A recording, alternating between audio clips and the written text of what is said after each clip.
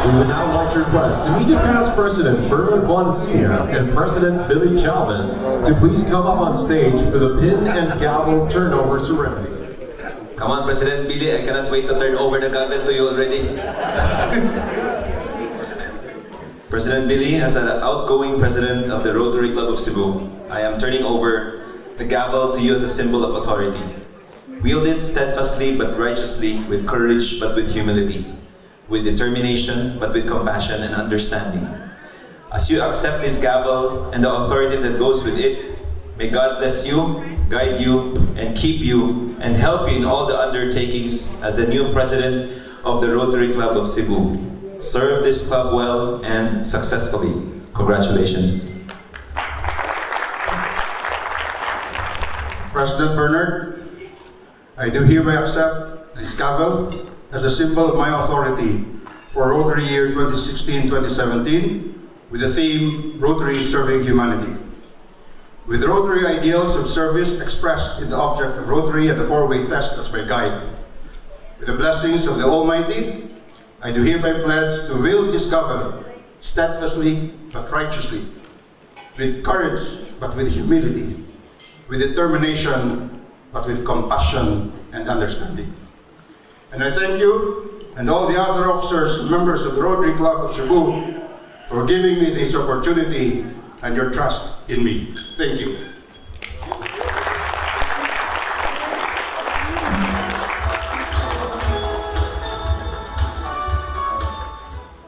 Thank you, Bernard, again.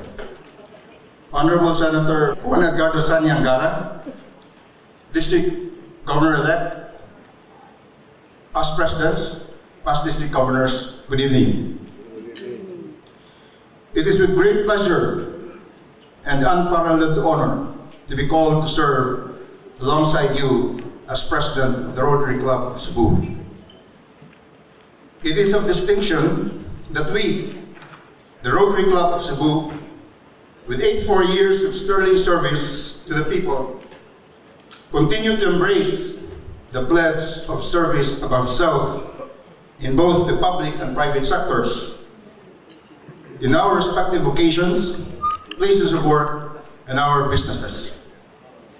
At a time when service has been reduced into a hackneyed slogan, we have sought to transform this ideal into a battle cry, our raison d'etre that leads men and women into action, resulting not in violence, but in selfless, life-saving, and community-building results.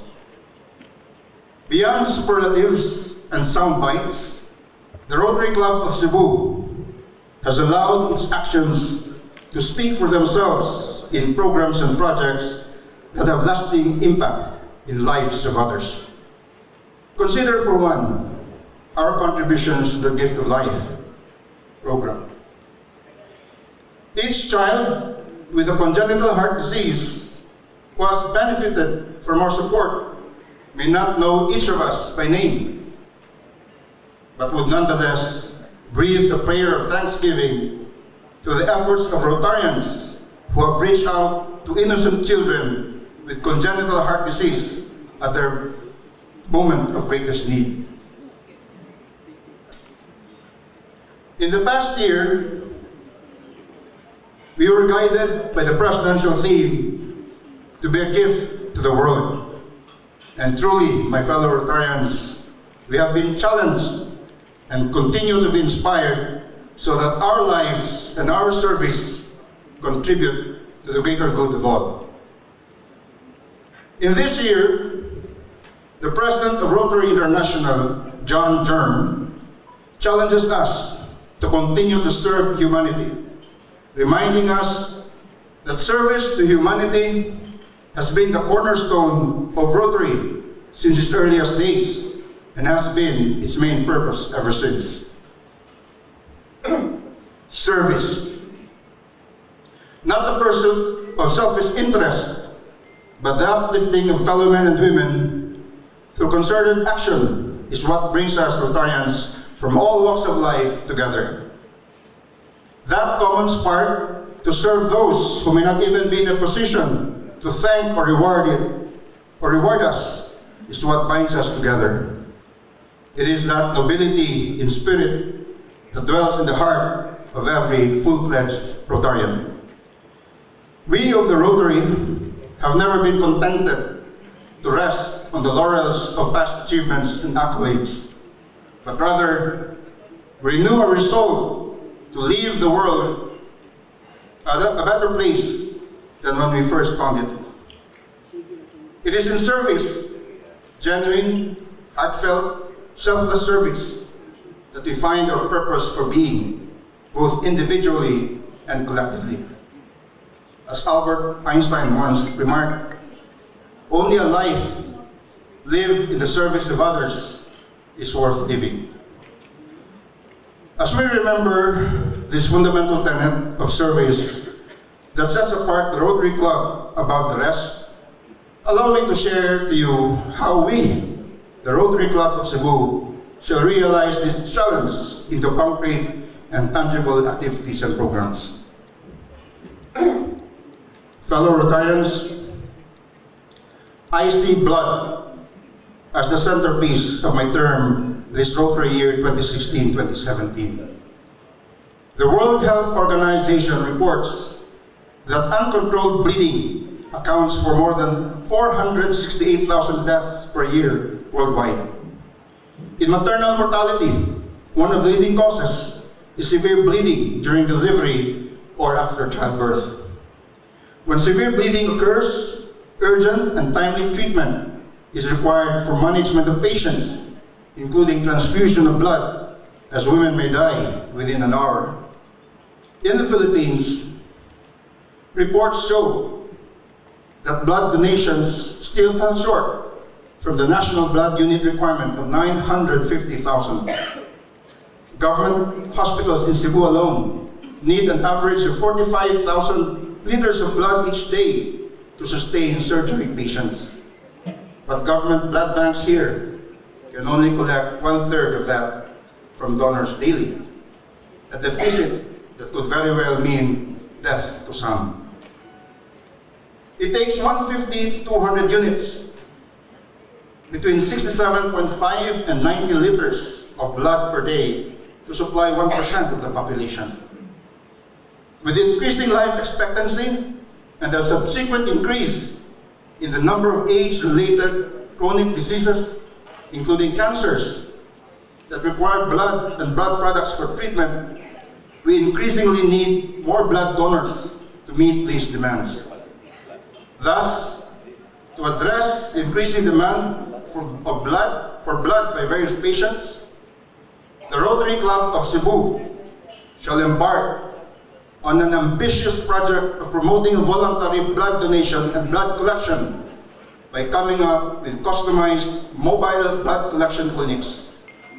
These vans or buses, complete with all the bloodletting equipment, shall soon be seen roaming the streets of one town to the next, gathering blood in order to help save lives.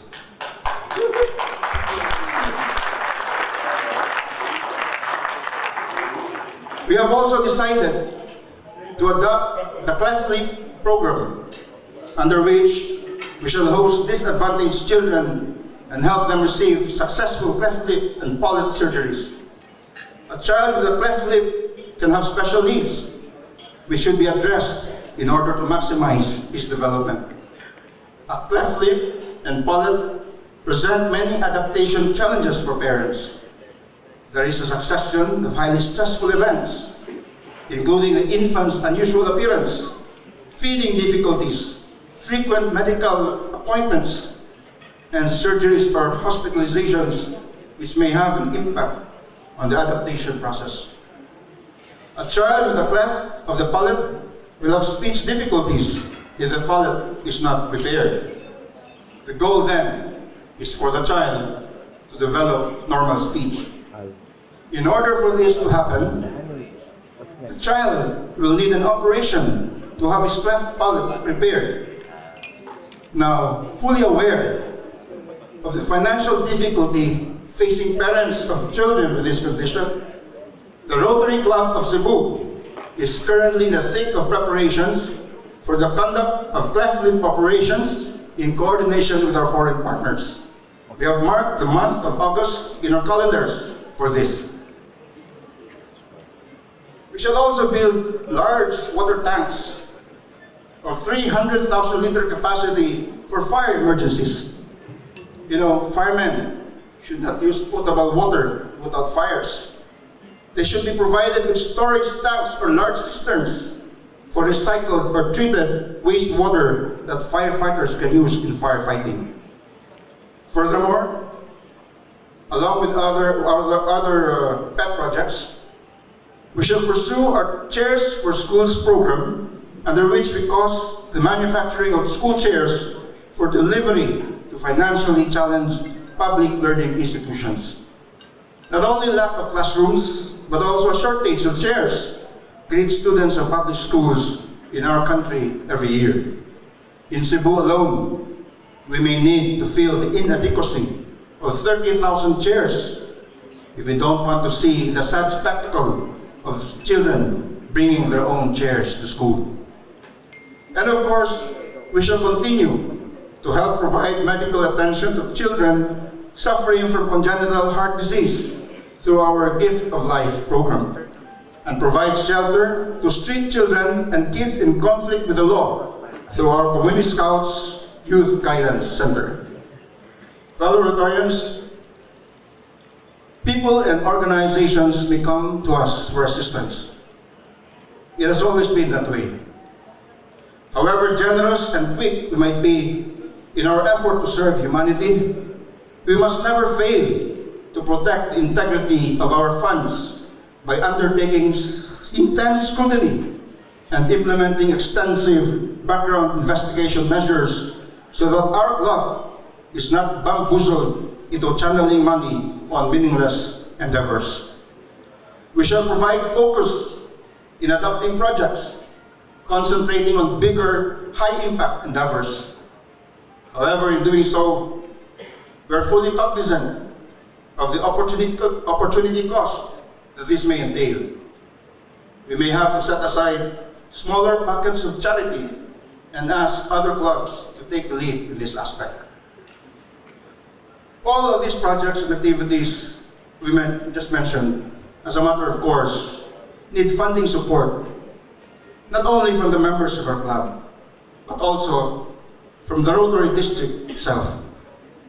Thus, I make this noble but humble call to the officers of District 3860 to be one with us in our effort to serve humanity by making district funds truly accessible to help come to fruition our club's projects. All of these are more than what one man acting alone can accomplish. Nonetheless, I am convinced that we, working collectively and synergistically with passion for selfless service and determination to succeed, shall surpass even our loftiest aspirations and grandest dreams. To all of us, Rotarians and non-Rotarians who are gathered here tonight, cheers! Maayong gabi, daghang salamat.